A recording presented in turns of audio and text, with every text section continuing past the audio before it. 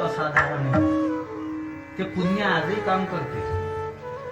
आजही माऊलीच्या मंदिरासाठीचे आकडे पाहिले ना तर बरेच लोक वाकडे होऊन राहिले. ते म्हणतात असं होतेच कसं काय. आता बाबा आमच्याकडे आले होते 17 तारखेला. माझीच कथा होती यवतमाळला मोहा, तिथं आले होते. मलाही वाटलं नव्हतं तिच्या भगवान बाबांना वामन भाऊंना मानणाऱ्या लोकांनी महाराज 60 लाख रुपये जमा करून दिले.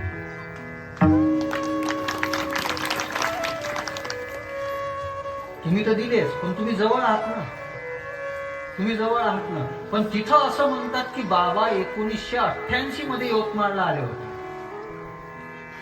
आणि शास्त्रीजींनी आल्याबरोबर एकच वाक्य वापरलं होतं, पैशासाठी आलो नाही, बाबांनी दिलेल्या प्रेमासाठी आलो. संत पैशासाठी फिरत नसतात, पैशासाठी आमच्यासारखे. आता महाराष्ट्रात 2 जणांच्या नावानं खूप गोंधळ चालू आहे. एकीकडलं रद्द केलं, दुसरीकडे जास्त भेटलं म्हणून तिकडे गेले. पण काही झालं तर काही फरक पडत नाही. आपण उदार आहोत, काही फरक पडणार नाही. आणि उद्या आम्ही बोलायला तयार होतो.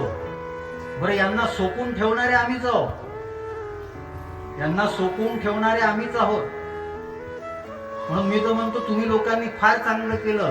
चुकीच्या लोकांना पैसे दिल्यापेक्षा माऊलीच्या मंदिरासाठी पैसे दिले ना, एक मोठं कार्य होईल. 750 वर्षात झालं नाही ते.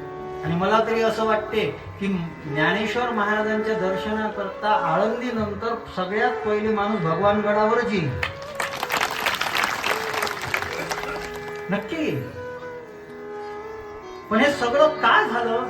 त्या संतांनी निर्माण करून ठेवलेल्या पुण्यामुळे. ही ज्ञानेश्वरी आहे. पुण्य पोशिली असाधारणे.